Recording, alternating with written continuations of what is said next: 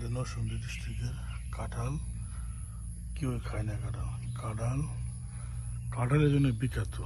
গাছতে কেউ খায় না, গাছতে পয়রা ভেঙে গেছি, প্রচুর নষ্ট হইতেছে। সবইরা বলো কাঁঠাল,